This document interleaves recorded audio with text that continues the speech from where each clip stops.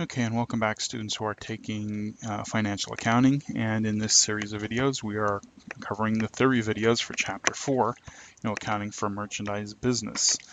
Now, I started out the first video, which was for periodic and perpetual inventory. And, if you've watched any of my videos, you know that I start out these videos with a little explanation about, contacting an instructor if you don't understand something.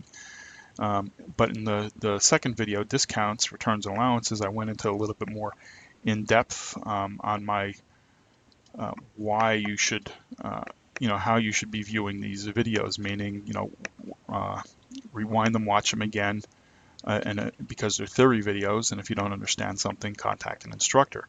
But then I touched upon, well, the application is when you do the exercises. And if you can't do the exercises, then that means you didn't understand something in the concepts, in understanding the concepts. So you should come back and rewatch these theory videos. And if you don't understand the theory, then contact an instructor.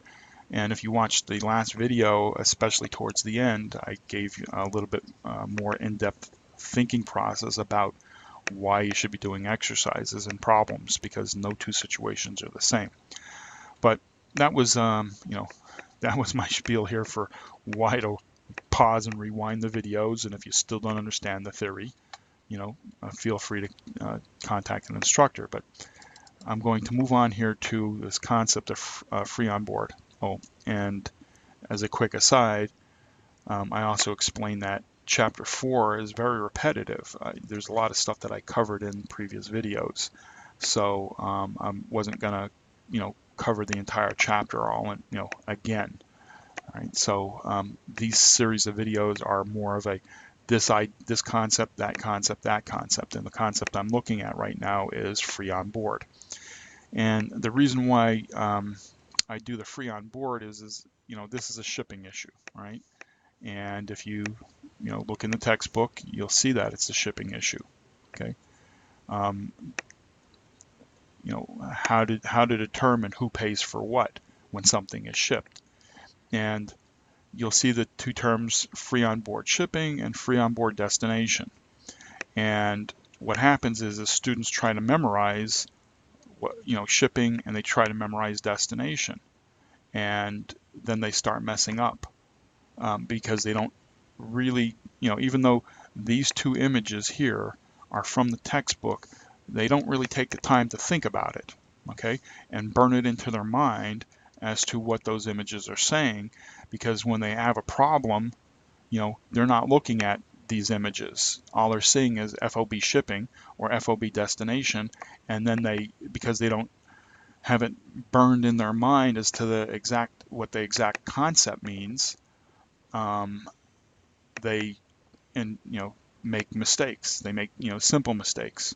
So I'm just going to cover this real quickly so that you get a full understanding of what they mean. And then when you're thinking about, when you come across a problem or a situation with, the shipping or the destination, you can think through it in your mind and say, okay, I understand, who pays for what. Okay. And the way to remember who pays for what is there's two different things that are going on when something gets shipped. There's title, and then there's cost. Okay. I used to work for a company that sold ice cream machines, like Electro-Freeze or the Taylor ice cream machine. You go to these little ice cream stores and they have the machine that you get yourself an ice cream cone, and they would sell these things, and I'm just going to use a round number of, say, $15,000 for the machine. Okay. So they would sell the machine for $15,000, and this is the place of the business, and of course they have to ship it to wherever this new business was getting started or whoever was buying it. So it would have to be shipped. All right. So the issue here is that when does title pass to to the different individuals, and how are those costs associated to it? They're two separate things, right? So here we're looking at the seller, and he has the machine that cost $15,000. Okay, and here's the buyer, that ice cream shop, right? Okay, so if it's FOB shipping point, the title passes based upon either the shipping or the destination point versus the cost, which is just the opposite of the title, right? So when you have FOB shipping point, the title passes to the buyer, right? Meaning the buyer, he pays for the 15,000, but it immediately gets the title to the machine goes to the buyer, right? And the buyer pays the shipping costs immediately, meaning as soon as it leaves the dock right here and gets put on the back of that truck, right? The title has passed to the buyer, and the buyer is responsible for the shipping costs. So depending upon, that seems like kind of, well, that makes sense. I bought the machine, so it's mine. Okay. Well, when you're negotiating, um, you know, the issue becomes what happens if the machine breaks. Like for example, if you are, well, let's say here, right now, remember, notice I drew a line here. Here's the dock, and they're trying to, they have to put it on the truck. Okay. Now, if the truck is in transit, okay, and and remember, this truck is owned by the seller, all right? Or maybe they call up a freight company and have a freight company come, all right? And it doesn't, that truck doesn't belong to the seller or the buyer. And let's say that truck ends up in an accident and that machine gets destroyed, okay? Well, who owns the machine, all right? And that's the point.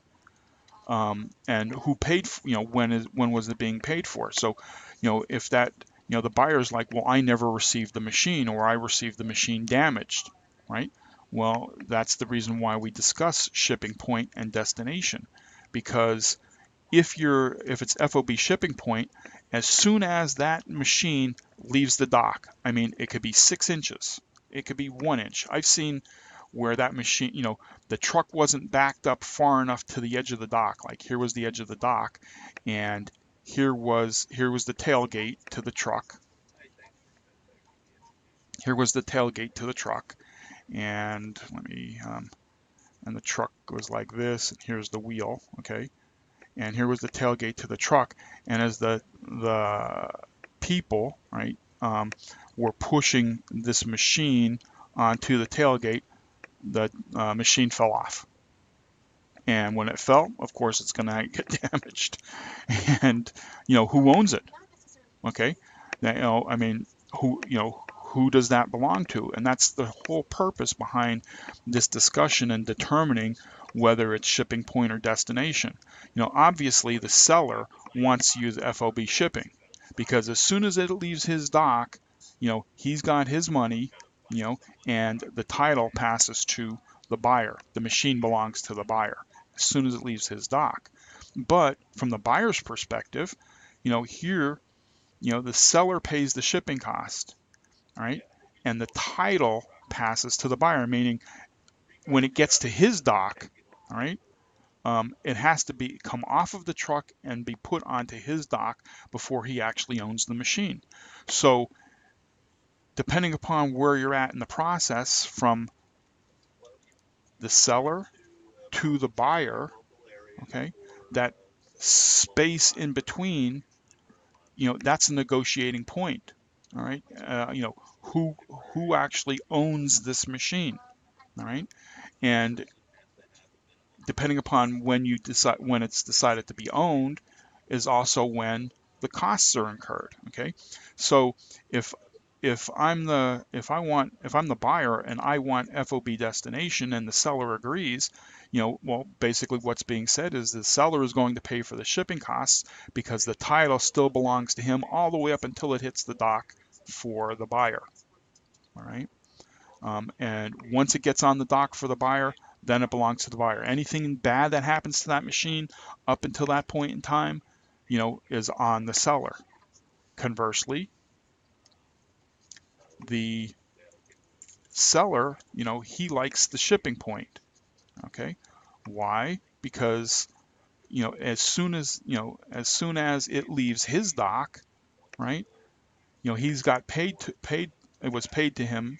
He earned the money. The cost is his. I mean, the cost belongs to the buyer, and the buyer ends up having the title. So anything that happens during transit is on the buyer. Okay, um, and accidents do happen. Okay, and this is you're talking about two different things. You're talking about a legal liability, and you're talking about the actual cost of the machine. Okay, who pays for the shipping, right? Because shipping is part of that cost. Okay, so and a lot of people, they live a life and they don't realize that there's legal liabilities to a lot of the things that happen. Okay, you just don't think about it because you exist and you live. I mean, you pay your car insurance, but do you really realize what the liabilities are there? The legal liabilities are. Um, you have a fence, okay, and maybe somebody, you want to have the ground dug up in order to put some underground piping that goes through property. What are the legal liabilities of this? It happens. Legal lawyer stuff happens all the time, all over the world, and that's why they have that profession. In order to be able to settle these kinds of disputes and things like this, all right, in order to protect yourself. And that's why they have the FOB shipping point and the FOB destination. Whenever a sale is being made, it's a matter of negotiating. And sure, it might not seem like negotiating. For example, the seller might sit there and go, okay, this machine costs 15,000 and we're going to deliver it for $500 FOB shipping. And the buyer, right, he's sitting over there and he's saying, well, okay, and the most he's going to do is he's going to negotiate. Instead of 15,000, he wants to pay 14,000. Okay, and the seller will say, okay, we'll give you the discount of $1,000, and I'll sell it to you for 14,000 and $500 shipping plus the tax, and the tax, let's say it's 10%, that would be 10% of 14,000 or $1,400 for tax, right? And so the total invoice is going to be $15,900, right? And the buyer says fine, and he pays the 15,900. And then what happens is, remember, because it's shipping, as soon as it leaves that dock and it goes onto the tailgate of the truck, that the title passed to the buyer. Okay, and of course since he paid the 15,900, the money belongs to the seller. All right, but what if the buyer is a little bit more savvy and he says, you know what, I want $1,000 discount and I want shipping to be destination. Okay, and I'll still pay the tax and I'll still pay the $15,900, but I want that shipping to be destination because, um, you know, I don't want you delivering a broken machine to me. Okay, I want to know that that machine is in good working order when it hits my property. As soon as it comes off of the tailgate of the truck and hits his property, gets on his dock, then he takes over title, and of course, then the money belongs to the seller. If during the process that truck has an accident and that machine gets damaged, well, then that $15,900 goes back to the buyer. It doesn't belong to the seller because he hasn't received title to it yet. Okay. So, and if the seller agrees to that, and I mean, don't misunderstand me, it's not like this happens, this type of thing happens every day, but it can happen. And that's why you have shipping versus destination, right? So whenever, when you're calculating out an invoice, all right, and, you have a price, let's say it's 15,000, and you're looking at shipping, you have to look at, what is it? Shipping is whether it's FOB shipping or is it FOB destination. Sure, it doesn't change the amount of the shipping. The shipping's still going to be $500. Okay, but the reason why we use it is because of title. When does it pass? When does that machine or that product belong? Who does it actually belong to, and when does that actually go to somebody else? Okay. All right, so that's the reason why you see free on board shipping and destination. Right, and that's it for this video. And if you didn't understand something or you have a question about it, I covered it, I think, pretty much. But when you're sitting there and you're doing your problems, okay, you'll see, where shipping and destination do come into play, and you'll be able to think through it and go, okay, I remember how, what that means, instead of just doing something arbitrarily, and being wrong about it. Okay, because if you can sit there and say, okay, well, the buyer pays for the shipping. Well, maybe he wanted the destination, and you're gonna actually give him FOB shipping instead of destination because you're talking about shipping. All right. There's a lot of reasons why you might make a mistake. So if you don't understand something, watch the video again. It's not, what I've just said is not covered as much in the textbooks. I mean, it does give an explanation, but hopefully this will give you a better understanding of it. All right. If you just still don't understand something, contact an instructor. All right. See you in the next video.